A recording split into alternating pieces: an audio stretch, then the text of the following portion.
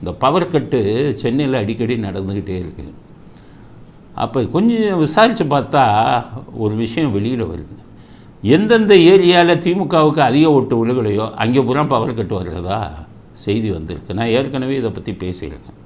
சேகர்பாபு துறைமுகம் தொகுதியில் வட இந்தியர்கள் அதிகம் வசிக்கும் 2-3 தெருவில் அடிக்கடி பவர் கட்டு பண்ணுறாரு. அப்போவே எடுத்து பார்த்தா அவங்கெல்லாம் பிஜேபிக்கு ஓட்டு போட்டிருக்காங்க. தண்ணியை கட் பண்ணுவான், பவர் கட்டை பண்ணுவான், இதெல்லாம் திமுகவோட வேலை, ரவுடித்தனம்.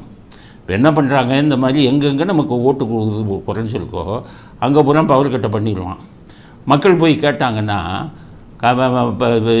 ஈபியிலேருந்து என்ன சொல்லுவான் தெரியுமா, மின்சாரத்துலேருந்து கவுன்சிலரை பாருங்க அம்மா, கவுன்சிலர் எம்எல்ஏ பாருங்க அம்மாங்க. எம்எல்ஏட்ட போய் கேட்டால் எனக்கா ஓட்டு போட்டேன்னு கேட்பாங்க. ஆக அடுத்த எலெக்ஷனில் இவங்களெல்லாம் ஓட்டு போக்க வைக்கிறதுக்கு, ஓட்டு போட வைக்கிறதுக்கு, பயமுறுத்துறதுக்காக இந்த பவர் கட்டு நடத்துகிறதா எங்களுக்கு செய்தி வந்திருக்கு. உண்மையாக பொய்யான்னு தெரியல. அதனால் சம்மந்தப்பட்டவர்கள் பாருங்கள், உங்கள் பூத்தில் நீங்கள் திமுகவுக்கு குறைவான ஓட்டு விழுந்து அங்கே பவர் கட்டு நடந்தால் இம்மிடியட்டாக சென்னை உயர் நீதிமன்றத்தில் வழக்கு போடுங்க. எலெக்ஷன் கமிஷனுக்கு திமுக மேலே ஒரு புகாரை எழுதுங்க. இவர்கள் தேர்தலுடைய ரகசியத்தை தெரிந்து கொண்டு அங்கே இந்த ஏரியாவில் ஓட்டு போடலன்னு சொல்லி அந்த இடத்துலலாம் பவர் கட்டை பண்ணுறாங்கன்னு அங்கே ஒன்று எழுதுங்க, ஹைகோர்ட்டில் போடுங்க. ஆனால் ஹைகோர்ட்டில் சாதகமான தீர்ப்பு வராது. சுப்ரீம் கோர்ட் முதல்ல ஹைகோர்ட்டு போட்டு தான் சுப்ரீம் கோர்ட் போடணும். ஹைகோர்ட்டில் என்ன பண்ணுவாங்க, ஒரு நீதிபதி ஒரு தீர்ப்பு கொடுப்பாரு, இன்னொரு நீதிபதி மாறுபட்ட தீர்ப்பை கொடுப்பாரு, 3வது நீதிபதியை போடுவாங்க.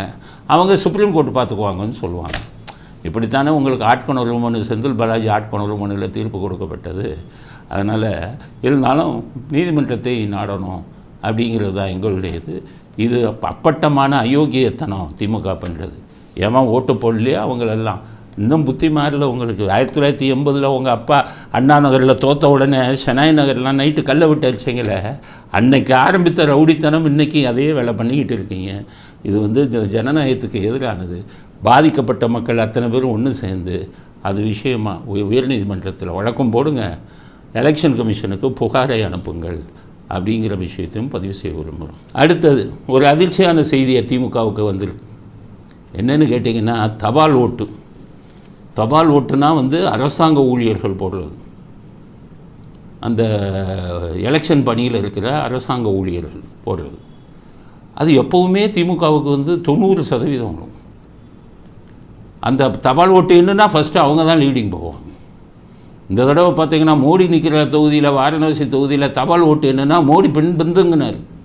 அப்போ மத்திய அரசாங்கத்தில் இருக்கிற தபால் ஓட்டெல்லாம் பிஜேபிக்கு எதிராக போடுறாங்கன்னு அர்த்தம். இங்கே தபால் ஓட்டு எப்போவுமே திமுகவுக்கு விழும். துரைமுருகன் ஜெயித்ததே தபால் ஓட்டில் தான். அப்படிப்பட்ட தபால் ஓட்டு இந்த தடவை ஒரு அதிர்ச்சியை கொடுத்துருக்கு. என்னென்னு கேட்டிங்கன்னா, திமுகவுக்கு 50%, 49%, பாஜக அதிமுக 2 பேர்த்துக்கும் 51 சேர்ந்து 51% வந்துருக்கு. ஸ்டாலின் நடுங்கி போயிட்டாராம். அவர் தபால் ஓட்டில் ஓட்டு குறைஞ்சி போச்சுங்கிறதுக்காக பயப்படல.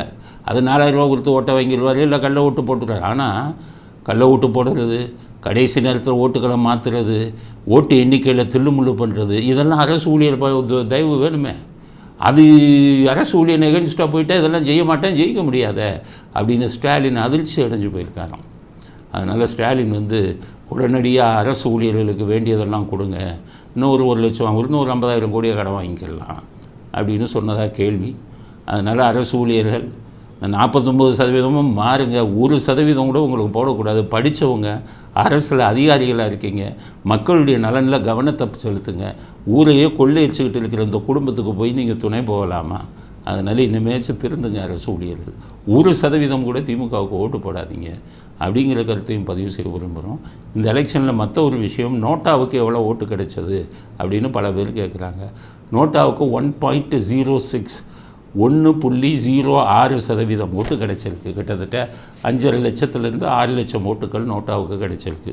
நோட்டாவுக்கு நாங்களே நோட்டாவுக்கு போட சொன்னோம். ஓட்டு பூரா நாங்கள் சொல்லி போட்டாங்கன்னு நான் சொல்லலை. நிறைய பேர் அரசாங்கத்தை எதிர்த்தும் போடுவாங்க. ஆனால் நான் சொல்கிறது என்னென்னா, இன்னும் அதிக ஓட்டு நோட்டாவுக்கு விழுவாங்க. பிஜேபிக்காரங்கள்லாம் குவிச்சிட்டாங்க, என்னமோ அவங்க யோகியர்கள் மாதிரி. நீங்கள் பிஜேபிக்கு தானே போடுச்சு, நான் ஏன் பிஜேபிக்கு போட சொல்ல? நான் பிஜேபிக்காரன் இல்லையப்பா. திருப்பி தப்பு பண்ணுறீங்களே இந்த பிஜேபிக்காரங்க. நீங்கள் பிஜேபி பண்ண, நான் தான் பிஜேபி இல்லைங்கிறேனே. தகுதியின் அடிப்படையில் உங்கள் பிஜேபி நல்லது செஞ்சால் ஆதரிப்போம், கெட்டது செஞ்சால் திட்டுவோம். அதுதானே எங்கேது. நாங்கள் எப்படி உங்களுக்கு ஓட்டு போட சொல்லுவோம்? உங்களோட என்ன கூட்டணி வச்சுட்டோமா? கூட்டணியே வைக்காமல் உங்களுக்கு என்ன பாஜக ஓட்டு போடுங்கன்னு சொல்கிறதுக்கு நாங்கள் என்ன இனித்த வாயர்களா? அதெல்லாம் புரிஞ்சுக்கங்க. தகுதியின் அடிப்படையில் தான் ஓட்டு. பிஜேபி மேலேயுமே எங்களுக்கு நிறைய எதிர்ப்பான விஷயங்கள் இருக்குது. வருங்காலத்தில் கூட பிஜேபிக்கு எங்களுடைய ஆதரவு தகுதியின் அடிப்படையில் தான் இருக்கும். கண்ணை மூடிக்கொண்டு பிஜேபியவோ எந்த கட்சியவோ ஆதரிப்பதற்கு நாங்கள் தயாராக இல்லை. எத்தனை பேரோ என்ன ஃபாலோ பண்ணுறவங்க எத்தனை பேர் இருக்காங்களோ அவங்க நாங்கள் சொல்கிறதில் ஓட்டு போட்டு போகிறாங்க. எங்களால் ஒரு மாற்றத்தை உருவாக்க முடியும் வருங்காலத்தில்ங்கிற நம்பிக்கை எனக்கு இருக்குது. எனக்கு வரக்கூடிய ஃபீட்பேக்கு இதெல்லாம் பார்க்கும்போது நம்மால் ஒரு மாற்றத்தை வருங்காலத்தில் பண்ண முடியும் அப்படிங்கிறது தான். எங்களுக்கு இப்போ பணபலம் இல்லை. பணபலம் இருந்தால் மிகப்பெரிய மாற்றத்தை கொண்டு வர முடியும். அது இறைசக்தி என்ன நினைக்கிறோம் அதன்படி தான் நடக்கும்.